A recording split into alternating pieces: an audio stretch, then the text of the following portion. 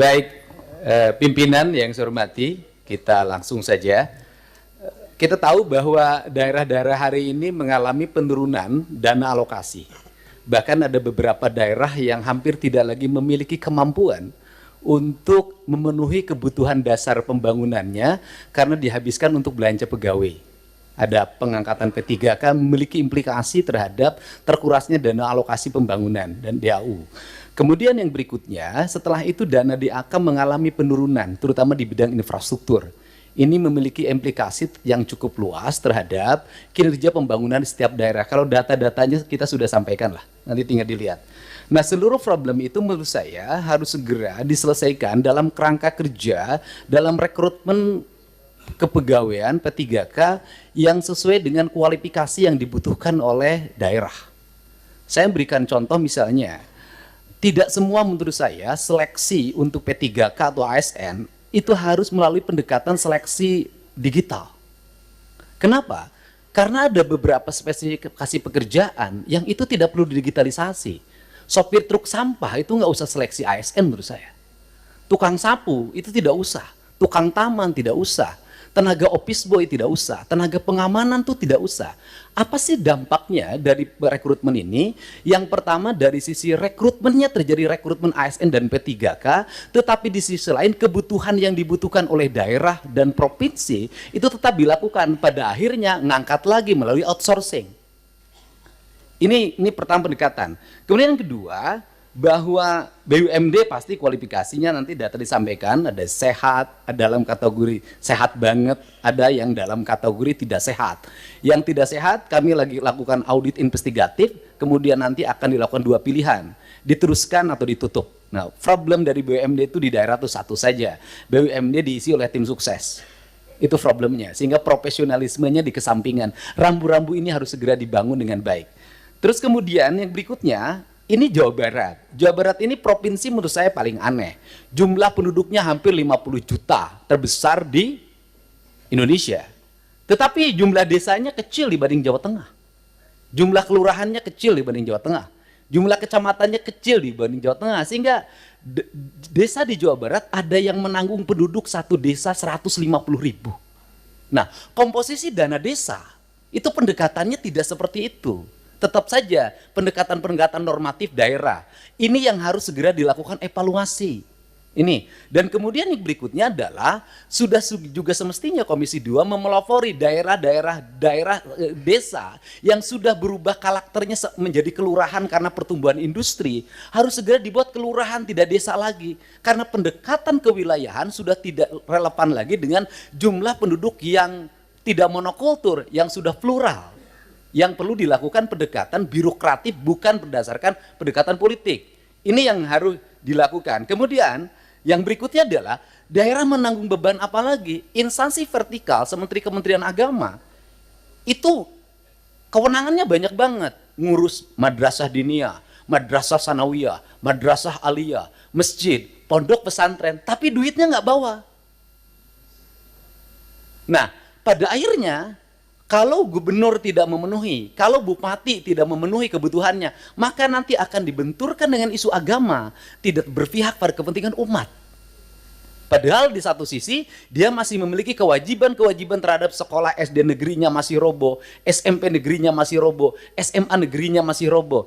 Nah, problem seperti ini kalau dibawa ke wilayah politik DPR, maka kita akan mendominasi kepentingan ini dibanding kepentingan internal kita, yang menjadi kewajiban dasar kita. Untuk itu nanti ke depan Kementerian Agama harus jelas. Kalau dia mengatakan bahwa masjid tanggung jawab Kementerian Agama, madrasah diniyah tanggung jawab Kementerian Agama, madrasah sanawiyah Kementerian Agama, madrasah aliyah negeri Kementerian Agama, termasuk juga madrasah aliyah swasta, pesantren adalah di bawah Kementerian Agama, uang di Kementerian Agama diperbanyak agar mereka bisa mandiri. Sehingga fiskal kabupaten, fiskal kota, fiskal provinsi sangat berimplikasi kuat bagi kesejahteraan publiknya dan bagi apa yang menjadi kewajiban dasarnya. Kemudian yang berikutnya adalah ini urusan otonomi di Jawa Barat, lucu. Ada kabupaten yang penduduknya 6 juta. Ada kota yang penduduknya hanya 250.000 tapi berbatasan. Saya berikan contoh misalnya, dulu di wilayah selatan karena waktu itu ketua komisi 2-nya itu dapilnya Ciamis, Banjar, Pangandaran, sehingga pertumbuhan otonominya cepat. Kabupaten Pangandaran, Kota Banjar, Kabupaten Ciamis. Tetapi di wilayah Bogor yang penduduk 6 juta sampai sekarang nggak berubah-ubah. Kemudian juga Kota Sukabumi berbatasan dengan Kabupaten Sukabumi. Kabupaten Sukabumi penduduknya banyak sekali, sedangkan Kota Sukabumi penduduknya kecil sekali. Kota Cirebon dengan Kabupaten Cirebon. Kota Cimahi berbatasan dengan Kabupaten Bandung, berbatasan Kabupaten Barat. Kotanya kecil sekali penduduknya. Tapi di sisi lain Kabupaten Bandung penduduknya besar sekali. Fiskal ini akan lahir tidak adil. Ada kota yang mendapat alokasi relatif baik, penduduknya sedikit. Ada kabupaten yang alokasinya tidak begitu besar, penduduknya besar. Pertanyaan saya adalah ke depan bisakah dibuat inisiasi penambahan jumlah wilayah untuk sebuah wilayah? Misalnya kalau Kabupaten Sukabumi susah sekali membuat daerah otonomisasi baru, bisakah sebagian dari wilayah Kabupaten Sukabumi diintegrasikan dengan Kota Sukabumi, kotanya berubah jadi kabupaten? Ini percepatan untuk apa? Agar melahirkan rasa adil dalam percepatan pembangunan di Jawa Barat. Kemudian ke depan, bisakah dana alokasi umum standarnya bukan dari jumlah kabupaten, jumlah kota, jumlah desa, jumlah kelurahan? Bisakah standarnya adalah jumlah penduduk? Karena kalau pendekatannya hanya jumlah kota, jumlah kabupaten, jumlah kelurahan, maka Jawa Barat akan di bawah Jawa Tengah secara terus-menerus. Sedangkan beban residu akibat pertumbuhan industri berbatasan dengan ibu kota negara, berbatasan dengan Jakarta, itu memiliki implikasi luas dalam penanganan. Barangkali ini sebagai pengantar dari saya dalam pendekatan-pendekatan ke depan, dan ini amanah dari teman-teman di daerah. Semoga kebuntuan-kebuntuan ini bisa dilakukan percepatan-percepatan. Karena apa? Karena daerah diperlukan upaya-upaya kita untuk melakukan perubahan-perubahan, tidak boleh secara terus-menerus dengan pola monoton seperti ini. Nah, yang terakhir misalnya hari ini daerah harus beratraksi. Misalnya penurunan di sektor alokasi irigasi di BBWS. Itu kan harus ditutup lewat provinsi karena itu kebutuhan dasar pertanian, kemudian daerah aliran sungai, dan itu berdampak pada banjir. Nah, ini juga akhirnya kita banyak menutup. Kita ini dan akhirnya berbagai kegiatan di daerah itu, berbagai kebutuhan di daerah yang sebenarnya itu menjadi kewenangan pusat, itu pada akhirnya juga ditutup lagi oleh daerah. Ditutup lagi oleh daerah.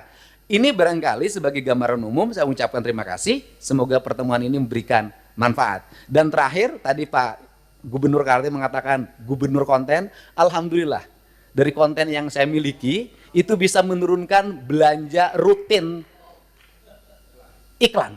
Biasanya iklan di Pemprov Jabar kerjasama medianya 50 miliar. Sekarang cukup 3 miliar tapi viral terus. Terima kasih.